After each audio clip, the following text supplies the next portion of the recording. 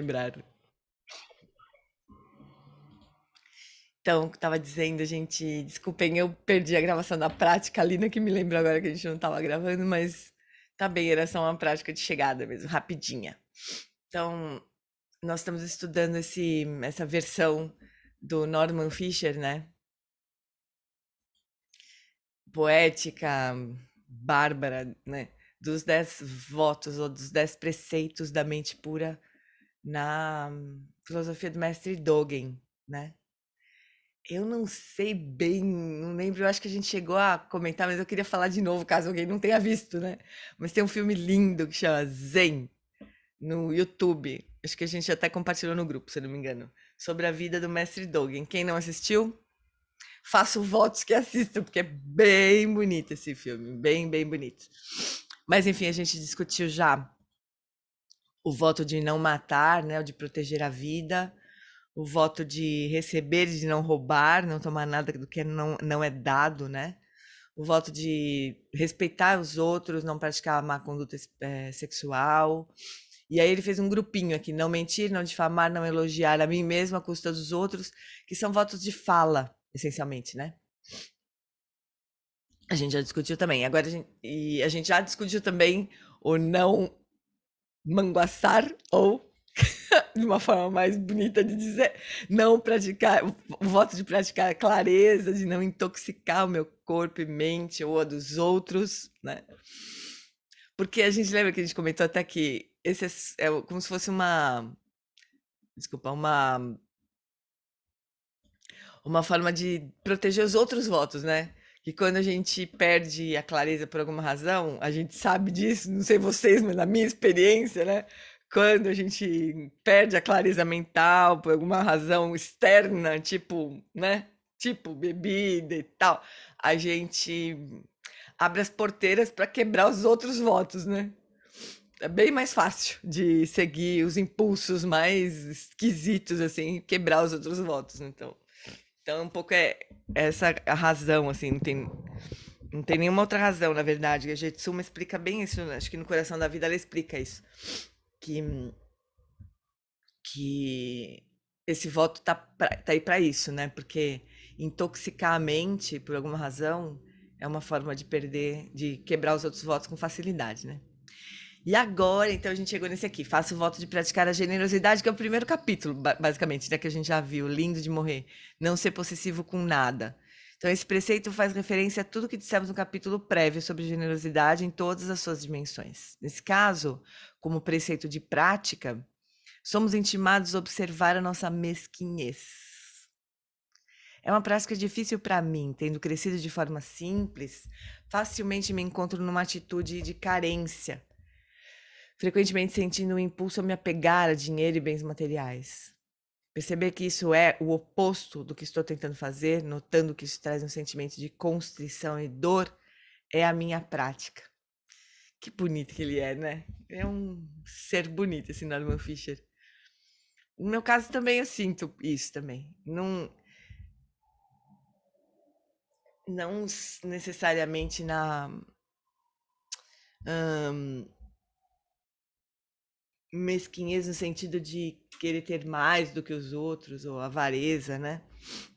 Mas de ter um certo medo, assim, de não ter recursos para cuidar da família. Acho que todo mundo tem um pouco disso, né? Mas é bom a gente notar isso, né? De onde que a gente, onde que a gente tá? Se a gente tá nesse reino da carência aqui dos fantasmas famintos, né? Dos 6 reinos lá. Não é um bom lugar de se estar, né? Por mais que haja, que a gente possa pensar assim, ah, mas espera, tem coisas que são importantes, né? Eu preciso me manter, preciso sustentar minha família e tal. Isso, sim, né? Do ponto de vista prático. Mas isso é diferente de estar no reino da carência, né? Que não percebe a abundância da vida, das coisas. Isso é uma reflexão importante, né? Bueno, daí o seguinte, eu faço o voto de praticar o amor, não cultivar a má vontade. Não cultivar a má vontade não significa nunca ficar com raiva. Significa que quando você fica com raiva, você sabe. e você sabe que não ajuda em nada. E você deixa a raiva ir embora assim que consegue, em vez de se apegar a ela com justificativas. A raiva é danada, porque ela sempre se justifica. É fácil justificar a raiva, né? É muito fácil. Como se a gente tivesse direito de ficar com raiva, né? A gente se sente no direito de ficar com raiva. E tudo bem, né? O ponto da raiva é que ela dói. Esse que é o ponto da raiva. Ela pode dar uma sensação de poder na hora e realmente ela pode trazer essa energia, né? Mas ela dói no fim, ela dói, ela nos cega, ela se justifica, ela contamina os outros. É dureza, raiva, raiva é dureza, né? Então a gente pode sentir raiva, lógico, a gente vai sentir raiva, assim, obviamente, né? Mas a gente não devia ser amiguinha da raiva, assim, sabe? Tipo, raiva é um veneno, com certeza, é um veneno. A gente não devia deixar a raiva ser nossa conselheira, assim, né? Seguir o que a raiva sugere. Porque geralmente não são conselhos muito bons que ela nos dá, né? Mas não adianta suprimir, né? Quem é, quem é professor, aqui estou vendo professores aqui do CIB, né? Vários professores aqui do CIB, várias alunas também. A gente, a gente conhece, a gente fala sobre um estudo de um pesquisador que eu adoro, que é o James Gross, né? Ele é um super pesquisador sobre regulação emocional. Então ele mostrou, assim, ele fez um estudo mostrando que quando a gente usa esse recurso de suprimir, no caso do modelo que ele demonstrou, foi a aversão, que é da família da raiva, do nojo, um pouco misturado, mas, né? Alguma coisa que a gente não se sente bem, né? Quando sente, assim. Não é uma emoção prazerosa, vamos dizer assim.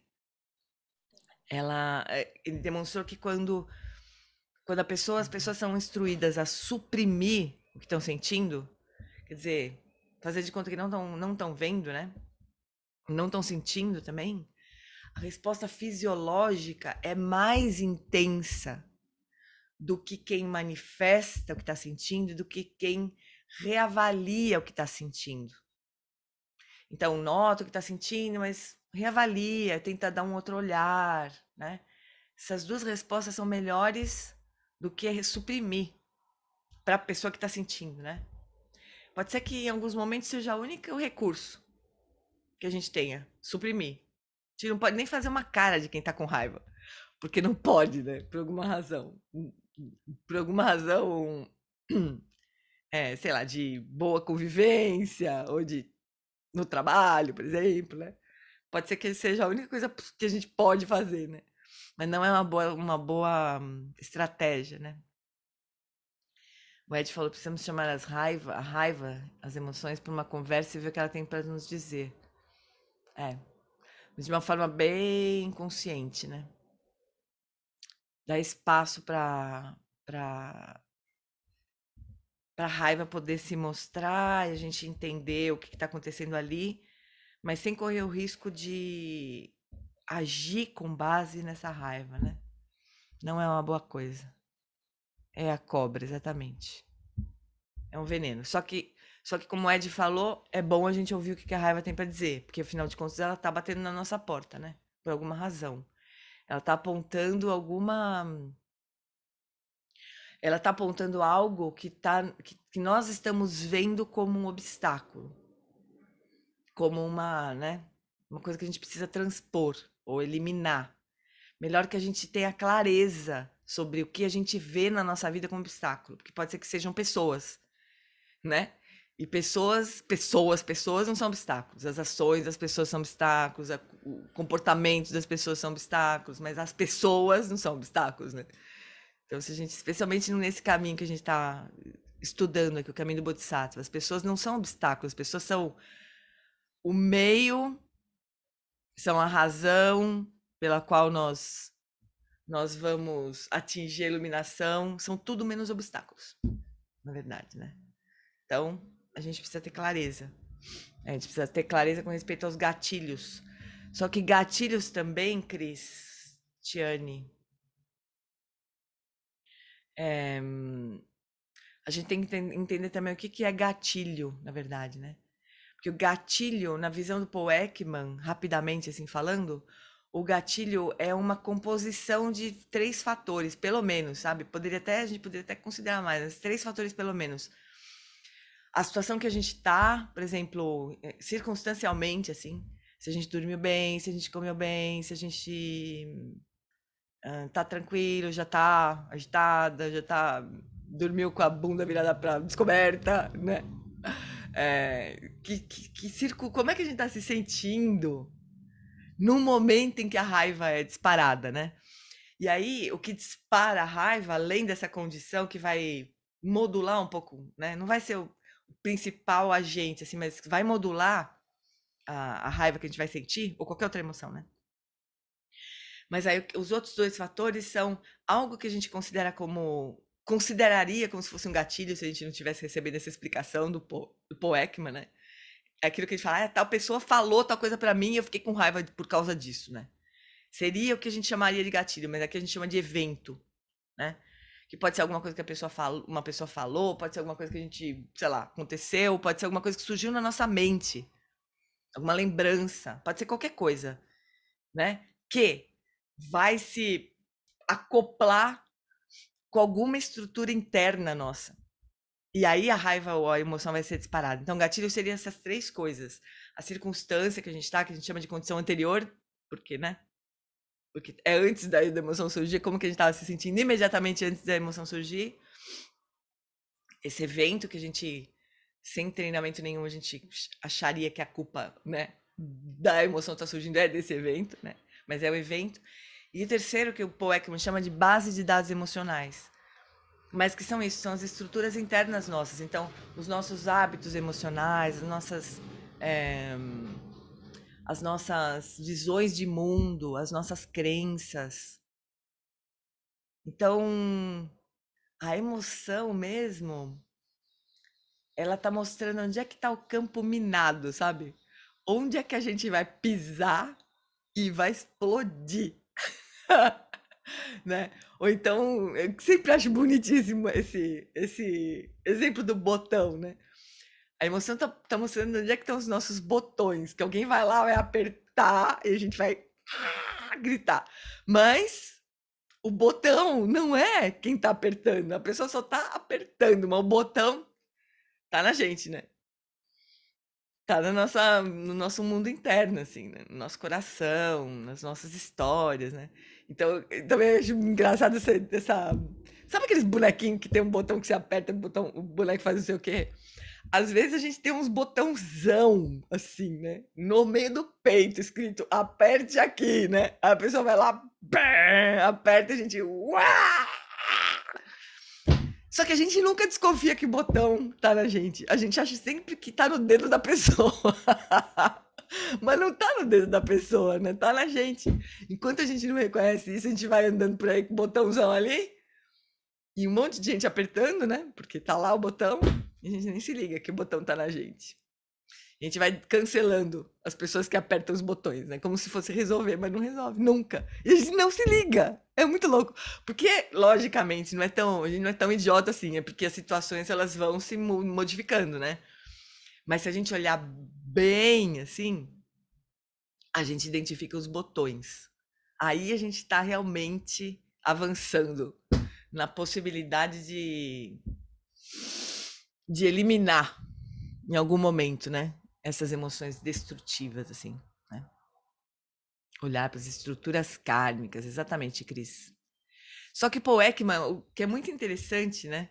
É que o Paul Ekman, ele não é budista, ele nunca foi budista. Não é nem é budista hoje, ele só é muito amigo do Dalai Lama, mas ele não é budista, né? E ele descreveu essa base de dados emocionais, que é exatamente o que os budistas chamam de karmas, né? Sem ter essa visão, essa noção de karma, né? É muito bonito. E eu juro, quando eu fiz esse treinamento do CIB, né, com Alan Wallace, eu fiquei tão emocionada, assim, quando eu vi essa explicação, né? Quando, na verdade, essa explicação da linha do tempo do episódio emocional, ela é dada pela Ivy Ekman, né? Que é a filha do Paul Ekman. E daí, em seguida, vem o Alan Wallace explicando os elementos contemplativos do programa, né?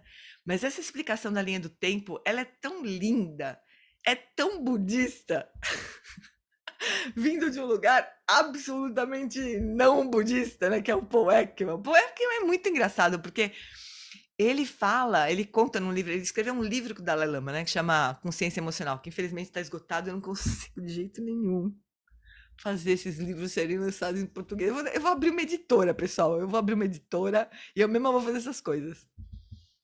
Vamos fazer um coletivo? Uma editora coletiva para fazer essas coisas? Vamos?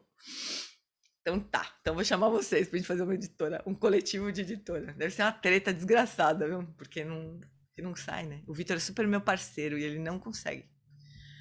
Na verdade, ele não consegue achar de quem são os direitos do livro. Porque o livro tá esgotado, a editora que tinha lançado desapareceu, não existe mais, e ele não consegue encontrar quem são de quem são os direitos do livro.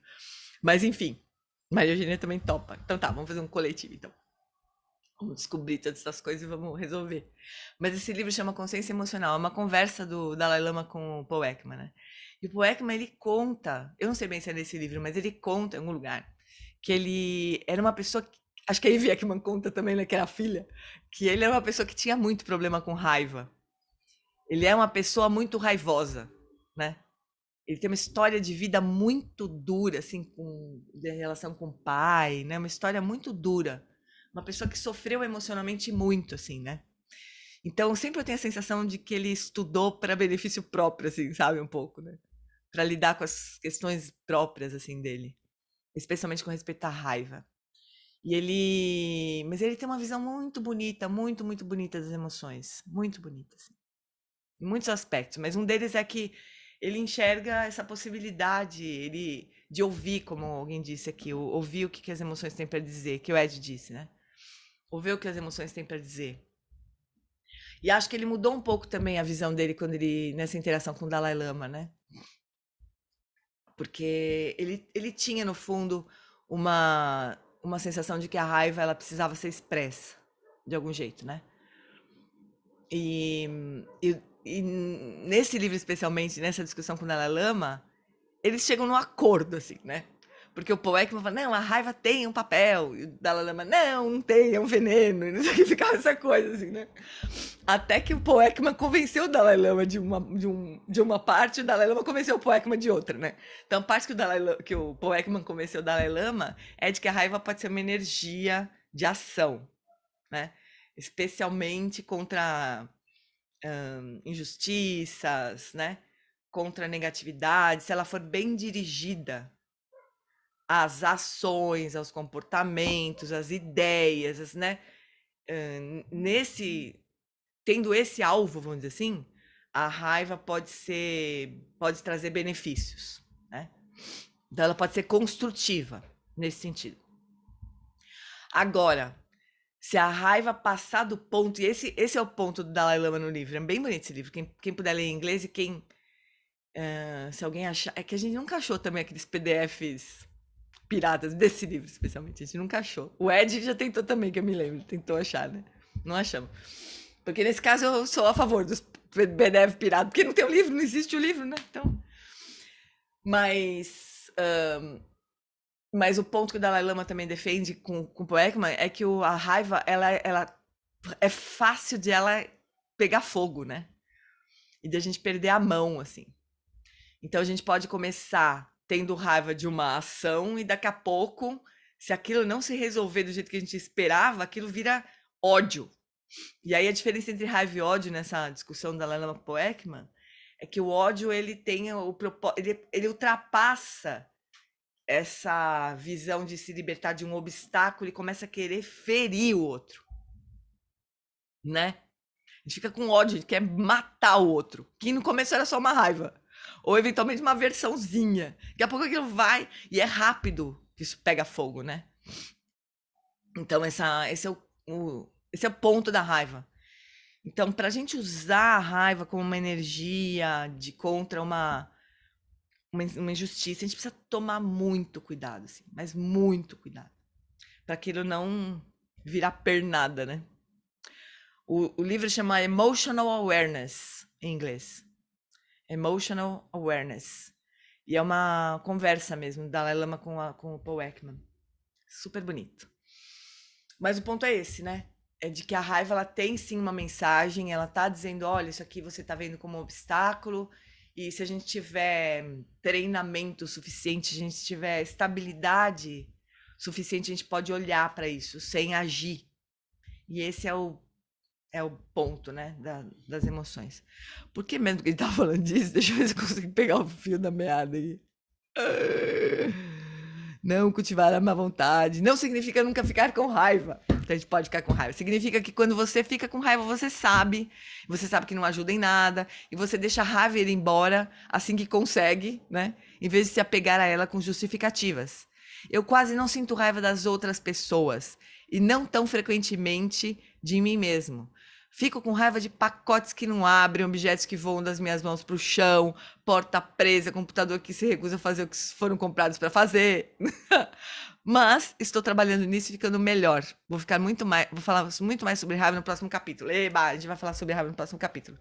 É muito legal falar sobre raiva, porque é uma emoção que todo mundo se importa, né? Ou porque tem, ou porque sofre de alguém que tem muita raiva, né? É sempre uma emoção quente, assim, sempre traz muitas reflexões. Então, no próximo capítulo a gente vai falar mais sobre isso. E por fim, o último preceito aqui deles, que ele explica, é com certeza tem a ver com o ego, mas ela pode ser purificada. O Rubem está falando que a raiva tem a ver com o ego. Não é só você que acredita, todo mundo acredita. O Buda também acreditava, né? E se distanciar do ego pode não ser uma coisa muito fácil. Então a gente vai por onde a gente consegue, né? Pode ser bem.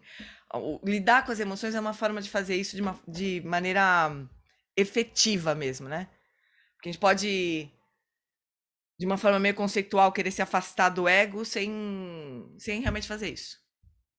E ainda ficar com orgulho de alguma coisa que nem está sendo feita, né? A gente tem que tomar cuidado com isso. Isso aqui é um caminho seguro, né? Os votos e seguir os preceitos e tudo mais. Então, faço o voto de cuidar e polir os 3 tesouros. Esse é o último, nos leva de volta ao começo, que é o nosso comprometimento com os 3 refúgios do Buda, Dharma e Sangha, né? Aqui, estamos fazendo o compromisso de pensar e falar sobre os 3 tesouros de uma maneira respeitosa. Ele chama aqui de 3 tesouros, que normalmente a gente chama de 3 joias, né? Então, só para quem não estranhar essa forma, assim, de ele falar, né?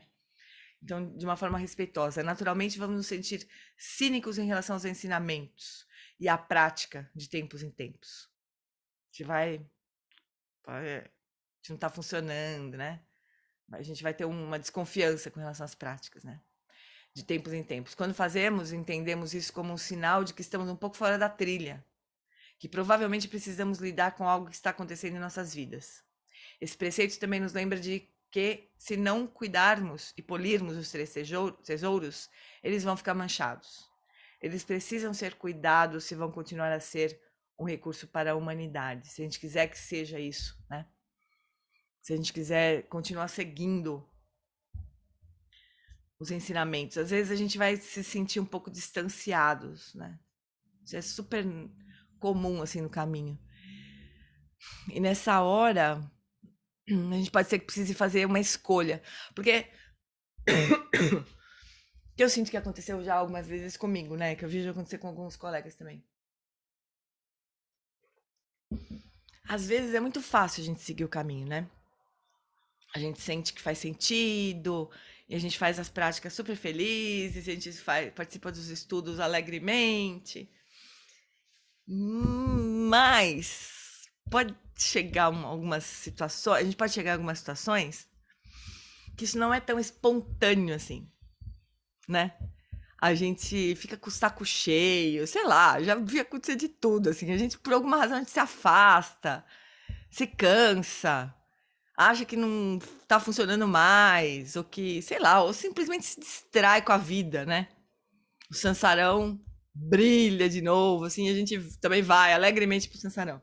Então, algumas vezes eu senti que seguir o caminho, né? Continuar seguindo o caminho pode não, não ser tão espontâneo assim. E a gente precisa fazer alguma coisa para continuar seguindo o caminho, sabe? Então, tipo,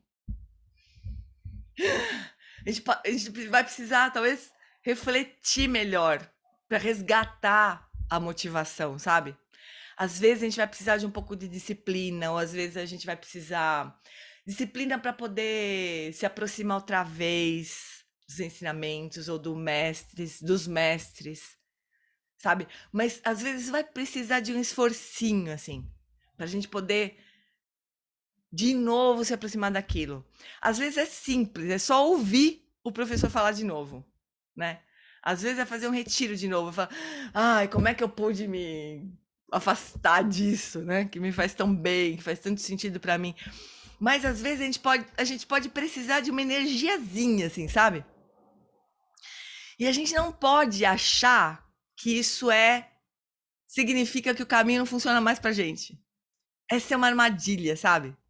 A gente pode achar que o caminho vai ser sempre natural, sempre espontâneo, né? E que a gente nunca vai ter dificuldade. Aí quando surge uma dificuldade, a gente pode pensar, ah, tá vendo?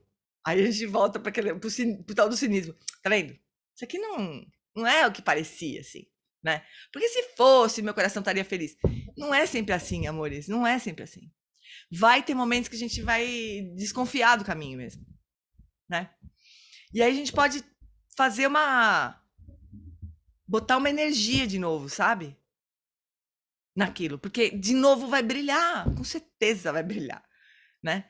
Mas pode ser que a gente precise de vez em quando fazer coisas, né? Vocês estão entendendo o que eu tô dizendo?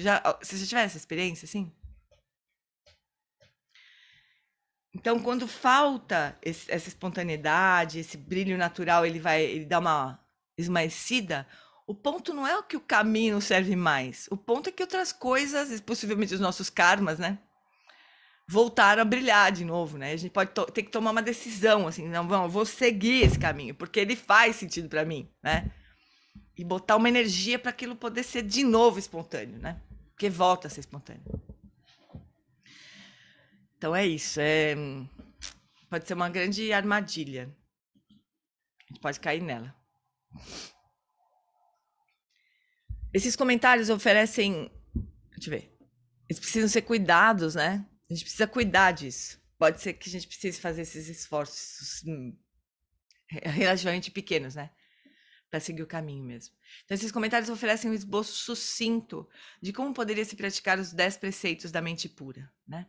Mas temo que meus comentários possam parecer enganosos. Posso ter dado a entender que praticar os preceitos é simples e direto, e não é. Não está claro como esses preceitos podem aparecer em situações humanas complexas e específicas. Praticar o amor pode ser diferente em momentos e situações diferentes. Por vezes, pode tomar a forma de um grito ou uma recusa. Ai, que bonito. Às vezes, ficar com raiva é necessário para fazer com que um comportamento ruim ou abusivo pare imediatamente. Isso pode ser que a gente não às vezes a raiva, expressar a raiva, mesmo de uma forma descontrolada, não que a gente tenha sabedoria, agora eu vou dar um grito com essa pessoa porque ela vai entender que ela. Às vezes não é assim que sai, mas o fato é que a gente dá um grito com a pessoa porque não aguentou e a pessoa saca que aquilo não tá certo. Ou fica com medo também, pode ser que não baixe uma sabedoria instantânea, né? Mas de uma forma ou de outra, pode ser que a negatividade, o abuso, né, seja interrompido, né? Isso pode ser necessário às vezes. Pode ser também o único jeito que a gente tem de lidar com aquilo. Pode ser que a gente não tenha uma forma melhor de lidar com uma situação abusiva. E a gente vai, então, deixar aquilo se perpetuar. Também não é o caso, né? Não é uma boa ideia. Então, às vezes, a gente olha para a situação retrospectivamente. Janinha, você quer. Jan, você tá aí? Oi, oi. Fala, More. Fala. É que você tá com o microfone Oi. aberto. Ah, não. Então, pode ser que a gente aconteça uma situação assim, né? De a gente estar no meio de uma situação abusiva e dar um berro ou dar uma porrada na cara da pessoa, ou sei lá, fazer alguma coisa para aquilo se parar, né? E não que tenha tido muita sabedoria ali, mas aí a gente olha retrospectivamente e reconhece, fala, putz, esse episódio aqui de raiva, ele não foi destrutivo, na verdade, embora tenha parecido ser destrutivo.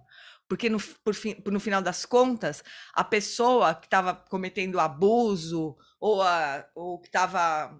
Eu imagino isso mais fácil numa situação abusiva, né? Ela se deu conta que não pode continuar fazendo isso. Ou pelo menos naquele momento, né? Interrompeu aquilo. Então, a gente olhando para trás, a gente fala, este episódio ele foi construtivo. Não significa que da próxima vez a gente vai dar uma porrada outra vez, né? Necessariamente, né? Mas olhando retrospectivamente, o fato daquela raiva, da manifestação daquela raiva, ter interrompido a negatividade de outra pessoa, da situação, a gente vai olhar e vai falar, esse episódio foi construtivo. Então a raiva, ela cumpriu um papel ali, né? De uma maneira pouco habilidosa, que poderia ter dado ruim, né? E esse é sempre o problema de agir com base na raiva. Pode dar ruim, fácil, né? Então mas a gente tem que reconhecer que naquela situação, aquela raiva cumpriu seu papel, né? Conteve o dano, vamos dizer assim, né?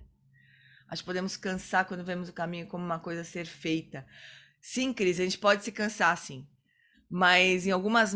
O que eu quis dizer é que, assim, em alguns momentos, quando não for tão natural, tão espontâneo, tão.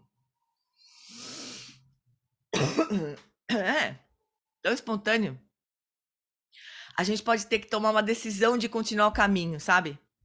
Até que aquilo volte a ser espontâneo. É como se a gente precisasse botar fogo de novo naquela prática, né? E isso precisa de uma energia, precisa ser feito, entre aspas, como você colocou ali, entre aspas, né? Mas depois aquilo, de novo, a prática pega o seu, né, caminho outra vez, assim, espontaneamente. Mas se a gente só tiver que fazer isso toda hora, realmente vai encher o saco, vai cansar, a gente não vai aguentar. Então, melhor a gente cultivar a motivação, né? Daí tem muitos estudos, muitos ensinamentos sobre como cultivar a motivação. Mas pode ser que a gente precise, em alguns momentos, de uma energia a mais ali, né?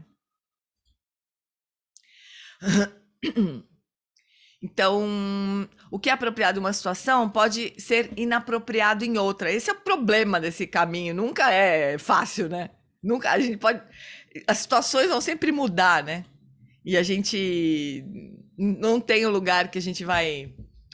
Um livrinho com todas as possibilidades, situações, um manual de como ser um bodhisattva, né? Com todas as situações possíveis.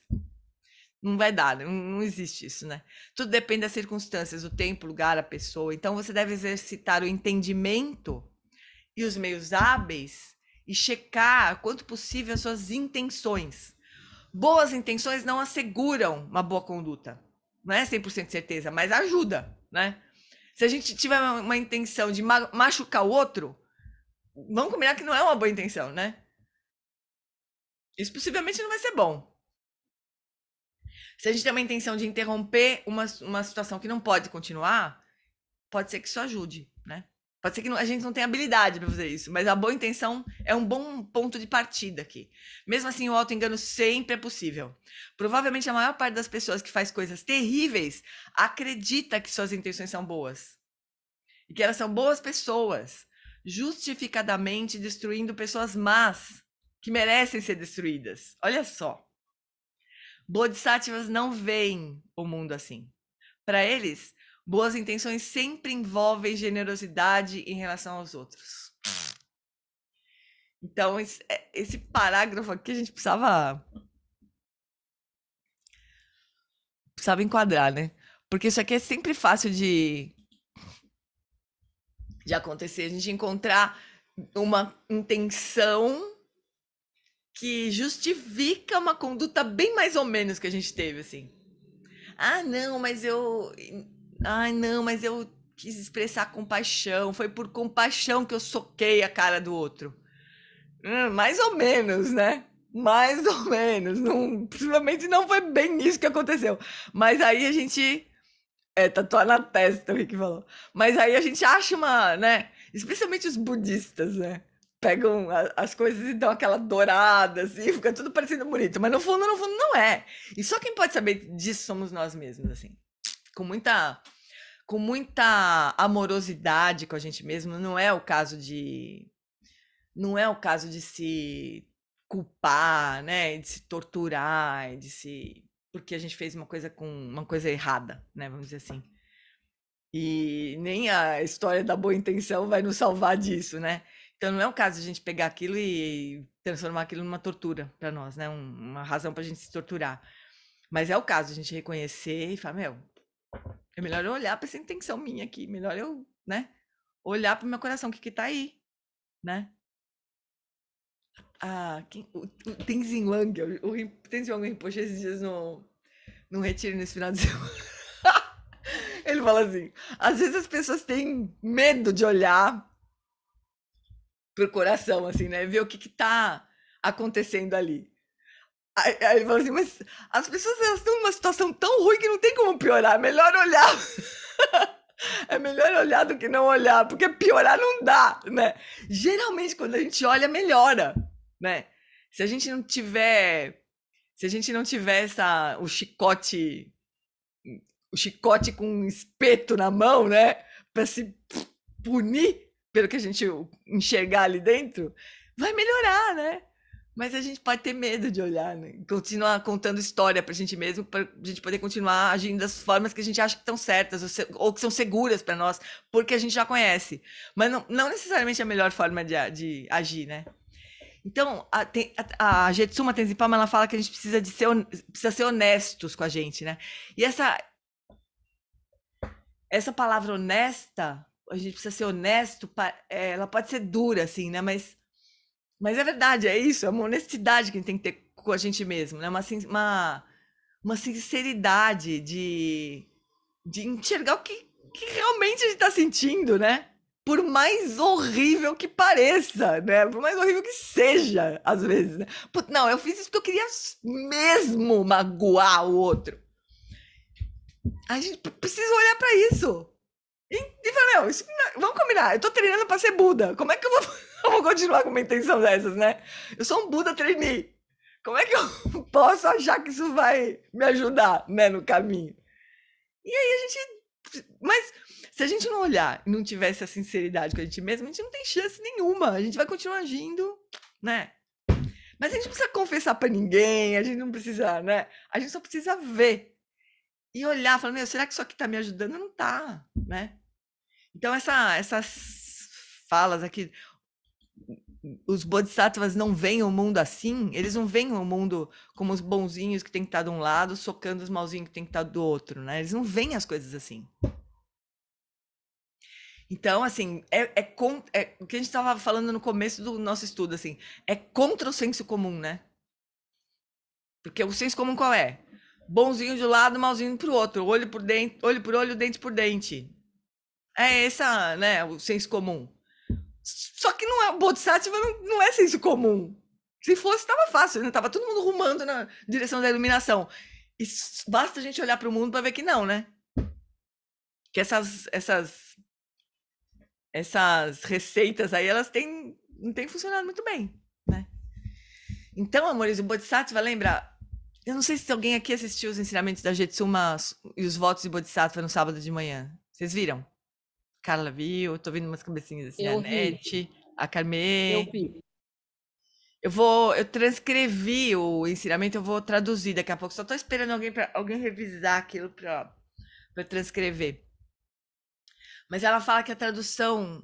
Putz, grila, não sei se foi agora, não sei. Eu tô lendo tanta coisa dela de novo e traduzindo o livro, já estudando o livro dela que a gente vai traduzir sobre as práticas do Bodhisattva. Por isso, possivelmente vai ser o nosso próximo estudo aqui nesse grupo aqui, se vocês toparem, né? Se esse livro estiver pronto em tempo também. Mas ela vai lançar um livro ano que vem e a gente já tá traduzindo, ela já tá feliz, tá tudo bonito já. E agora eu não sei se foi no livro ou se foi no ensinamento que ela deu sábado, mas a palavra bodhisattva no tibetano, não, a palavra bodhisattva no tibetano, ela tem um componente de guerreiro ou de heróico, tanto que eu acho que o livro dela vai chamar Coração Heróico em português, se eu não me engano.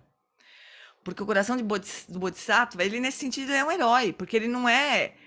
O Bodhisattva não segue o senso comum, né? Tem uma batalha aí, do bem. Uma batalha contra o senso comum negativo, vamos dizer assim, né? Então tem isso, não é mesmo o senso comum. Então vai ter horas que a gente vai falar, meu, como assim? Como assim que eu não vou dar porrada nessa criatura? Como que eu não vou dar porrada nessa criatura? A gente tem vontade, todo mundo faria aquilo, só que os bodhisattvas não. A gente precisa, se a gente quer ser Buda trainee mesmo, né? É para os bodhisattvas que a gente tem que olhar, né? Não para as pessoas, sei lá, que toda a vida fizeram o que todo mundo faz, né? Não é isso. É meio contra a maré mesmo. Então, tem horas que a gente vai ter que olhar para os bodhisattvas. Isso é muito, muito, muito importante. Por isso que, assim, biografias são importantes. Ouvir esses mestres que estão aí agora... Estão aí dando... Olha, pessoal, eu traduzo, né? Muitas coisas. Eu não estou dando conta de tanta coisa linda acontecendo para traduzir ainda por cima, né? Mas o fato é que tá chovendo ensinamentos, né? Então, se a gente quiser seguir esse caminho do Bodhisattva, não falta ensinamento, né? Não vai ser por isso que a gente não vai seguir, né? E mais do que ensinamento, mais do que os ensinamentos, é a mente desses mestres, assim. O Lama Santa, ele fala que a relação mestre-aluno no budismo é uma relação entre dois ladrões. O Lama Santa fala. Acho que o Shagdu falava isso. Shagdu Rinpoche. Ele fala que o aluno, o mestre, quer roubar a ignorância do aluno. E o aluno quer roubar a mente do mestre. Porque é isso que importa, assim, a gente entender a mente que está dando aqueles ensinamentos, ou a mente que está contemplando as situações, né? É isso que é legal de observar. Como é que quando vocês estiverem escutando... Já comentei isso com o do Lama Santa uma vez. Um exemplo muito que foi super claro para mim. Quando vocês estiverem assistindo ensinamentos, especialmente perguntas e respostas, observa o que o professor faz para dar a resposta, assim. Não só o conteúdo, vocês entendem o que eu tô querendo dizer? Não só o conteúdo, assim, aquela coisa que a gente anota no papel, ou transcreve, né, do que ele falou. Mas tenta perceber qual que é a intenção do professor dando aquela resposta. Porque, na verdade, a gente percebe que quando a gente começa a observar esses professores, se a gente conseguisse fazer isso, é que é difícil, né? Mas eles respondem de formas muito diferentes uma mesma resposta, dependendo do aluno que está fazendo a pergunta, ou da forma como o aluno está colocando, a forma como ele percebe o aluno. Isso é super legal de perceber. Então, porque é o Bodhisattva falando, né? Tentando ajudar o outro. A gente precisa de exemplos, né? Porque, assim, como o Norman Fischer está dizendo, aqui as circunstâncias vão mudar toda hora. A vida não vai ser bacaninha com a gente, né? De mostrar os problemas e colocar as situações difíceis sempre iguais, idênticas, para a gente sempre saber o que fazer. Não é isso que acontece, né? As coisas vão mudando, né? O palco muda, os atores mudam, mas a peça é sempre a mesma, né? Mas a gente precisa de exemplos, a gente precisa ver como é que... Pensar assim, como é que o Lama faria aqui no meu lugar? Como é que a Jetsuma... O que a Jetsuma diria, assim? A gente precisa de exemplos, né? Os bodhisattvas não são todo mundo, eles se liberaram. Às vezes não se liberaram, mas estão no caminho, né? Penso que eles são como marcos que nos lembram da meta que queremos atingir. Exatamente. Eles são um exemplo, assim, pra gente seguir. Eles não necessariamente se liberaram, né, Rubem? Porque bodhisattvas... A gente não tá falando dos Budas, né? A gente tá falando dos bodhisattvas. Os bodhisattvas, eles estão no caminho, como nós, né? Só que estão mais na frente, né? Estão no caminho mesmo, assim, né? A gente tá tentando, às vezes, achar o caminho ainda, mas os bodhisattvas estão no caminho, estão lá. Eles ainda podem ser que não sejam Budas, né? Estejam ainda no caminho. Mas é sempre melhor a gente olhar para um bodhisattva que está no primeiro grau primeiro boom, são 10. Mas é melhor a gente tomar como exemplo um bodhisattva de primeiro boom do que um colega nosso qualquer que tá quebrando a cabeça igual a gente, né? Batendo a cara na parede igual a gente. Melhor a gente pegar um exemplo um pouquinho melhor, de alguém que já mais ou menos sabe para onde tá indo, né? Sempre melhor, assim.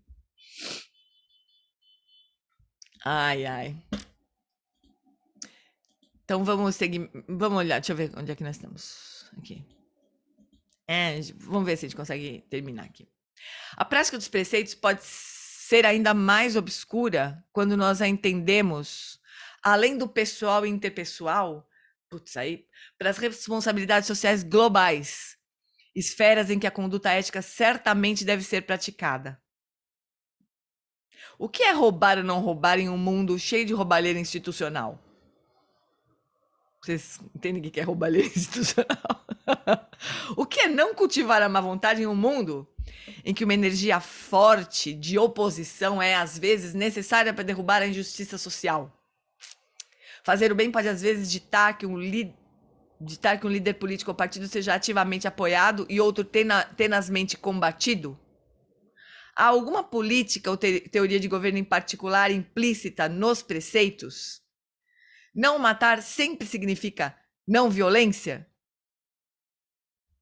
Ou pode o uso da violência às vezes ser justificado em situações particularmente terríveis como menos prejudicial do que a não violência?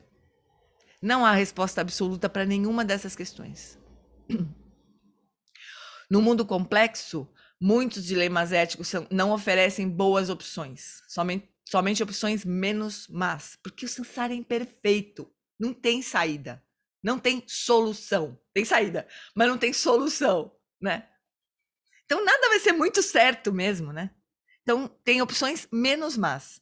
Ninguém que viva num mundo violento e injusto pode reivindicar pureza ética ou mesmo semi-pureza. Super complicado isso aqui, né? Cristiane, no primeiro retiro que fiz com o Lama Santen, eu estava com problemas na vida e fui pedir uma prática para o Lama que me ajudasse. Ele me pediu para mandar uma mensagem no WhatsApp para ele e me deu vários conselhos práticos para resolver meus problemas. Fiquei impressionada. O Lama é impressionante. O Lama é muito impressionante. Mas então, Cris, procura observar. É claro que quando a gente está precisando de uma ajuda mesmo muito, muito direta, assim, a gente não tem nem consegue muito fazer isso, porque a gente não tem distanciamento suficiente. Mas quando a gente estiver dando resposta para outras pessoas, procura ver isso, assim, o que o Lama está querendo fazer. O que mais claramente eu percebo no Lama, Santen especialmente, é que ele sempre tenta ampliar a visão das pessoas. Ampliar. Né? Ele, às vezes, ele não dá uma receita de... Às vezes ele dá uma receita de bolo. Faça isso, isso, isso. Às vezes não. Ele só dá uma abridinha de porta, assim. Ou de janela, né? Pra gente. Que não é final ainda, mas já deu uma abridinha. Especialmente quando ele vê que a pessoa tá muito fechada com alguma coisa, né? Ele sempre fala...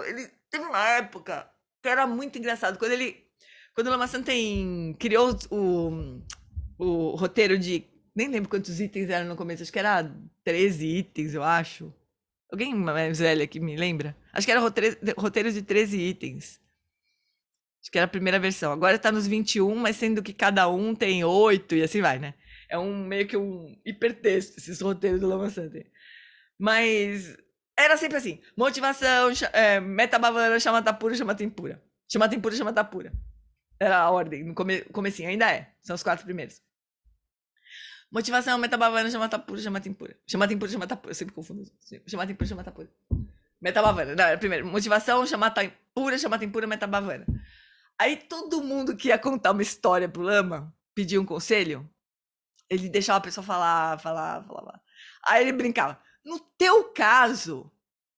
Motivação, Shamatha Pura, Shamatha Impura, Metabhavana. Aí vinha uma outra pessoa. Lama, e blá, blá, blá, blá, blá, blá, blá. Aí ele, deixa eu pensar. Olha, no teu caso, a motivação chama Tapura. E ele fazia isso com todo mundo. Pra mostrar que... E ele falava assim, não, sabe o que acontece? O aluno vem falar pra mim, querendo me convencer, que o problema que ele tem é de verdade. Olha, Lama, todo mundo tem um problema que eu entendo que é criação, assim, é uma, né? É vazio, é vacuidade, mas no meu caso não é. Eu tenho um problema que é de verdade. Aí eu, no teu caso, então, motivação chama tempo. Era muito gozado. Depois ele abandonou um pouco isso, né? Ele começou a. Mas ele quebrava as pernas de todo mundo, né? Porque a pessoa já fala, meu, quer dizer que eu não sou tão especial assim, né? O meu caso não é tão especial. É muito gozado. Mas tinha uma estratégia por trás dessa resposta, assim, né? E às vezes ele quebrava a perna da pessoa, assim, na pergunta. Dava até medo. Tinha pessoas que ele pegava no colo e falava, não, não fica assim, né? Tinha pessoas, ele dava uma espadada na pessoa. Aí você falava, mas por que eu tomei várias espadadas do Lama, mas várias. Teve uma vez, eu lembro, acho que um dos primeiros retiros que eu fui. Não, você poderia. Pergunta clássica de iniciante, assim. Você poderia explicar que o budismo, como é que o budismo vê a reencarnação? Pergunta clássica de quem tá chegando, né? O Lama falou assim, pra mim, resposta dele. Para os sábios. Não. Para os ignorantes. Olha só. Para os ignorantes, eu explico a transmigração, que é uma palavra que se usa para reencarnação no budismo, né? Isso, palavra, que é o ensinamento do Buda, diz ele. Para os ignorantes, eu explico a transmigração. Para os sábios, eu explico que não há vida nem morte. Foi essa a resposta que eu tomei. Iniciante chegando, assim. Como assim? É um ignorante, sabe assim? Muito engraçado, né? Eu não sei porquê, sei lá, outras pessoas ele falam, não, na verdade, existe esse processo, a consciência continua, né? Mas comigo não foi assim. E sei lá, tomei várias quadradas do Lama desse jeito. Mas é o método dele, né? É super interessante a gente observar isso, observar o método do Lama. Dos lamas, não só do Lama Santen, dos lamas. É muito, muito legal. Então tá, fofurinhas. Vamos encerrar, então. Deixa eu só ver onde a gente parou. Deixa eu parar aqui. Deixa eu marcar aqui. Aí a semana que vem a gente termina. Ou será que a gente pode ficar mais 3 minutinhos? Acho que a gente encerra esse capítulo. Vamos terminar? Porque fica esquisito terminar, parar no meio assim. Vê? Acho que é rápido. Apesar dessas e outras questões, a prática da conduta ética é essencial. Situações específicas podem às vezes ser confusas, impulso básico da conduta ética não é. O impulso básico da conduta ética não é confuso. Fundamentalmente, evitar o mal, fazer o bem e beneficiar os outros sempre servem como uma bússola moral, mesmo em situações complicadas. Comprometidos com esses princípios, temos que decidir em qualquer situação o que de melhor pode ser feito. Lembrando que não vai ser perfeito, né, pessoal? Porque o Sansara é imperfeito. Desde que sempre estejamos trabalhando para desenvolver claridade, gentileza e amor, clareza, né? Gentileza e amor, e tentando reduzir a obsessão por nós mesmos, podemos confiar que seremos capazes de decidir o que é melhor, do ponto de vista atual, naquele momento, né? Se nossa melhor decisão acabar sendo errada, nos desculpamos, praticamos o pesar e o arrependimento e seguimos com a próxima escolha, mais sábios do que antes. Pesar e arrependimento, esse tema é bom. Segue semana que vem. Bonito, né? A gente faz o que é possível naquele momento que a gente acredita ser melhor, com a melhor intenção que a gente puder ter. Se der ruim, a gente pede desculpa, fala, vou tentar de outro jeito e vamos aí. Renova o voto, refaz o voto e segue, porque o que mais a gente pode fazer, né? Que outra coisa melhor a gente poderia fazer? Então é isso, fofuras. Vamos só dedicar os méritos rapidinho, rapidamente.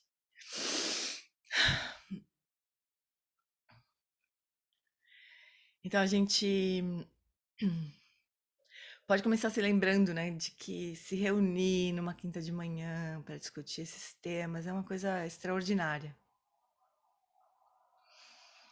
É extraordinário a gente poder ter esse tempo interno, esse espaço interno para fazer isso. Ter uma sanga para compartilhar, ter um ensinamento disponível para nós, que é autêntico, né? Então agora a gente entrega esse mérito, esses benefícios todos que a gente possa ter obtido aqui nesse nosso encontro, a gente aspira que possa tocar a todos nesse momento, no futuro, direta ou indiretamente. E que a gente possa seguir nos apoiando uns aos outros e usando as circunstâncias da nossa vida como caminho, sejam elas quais forem.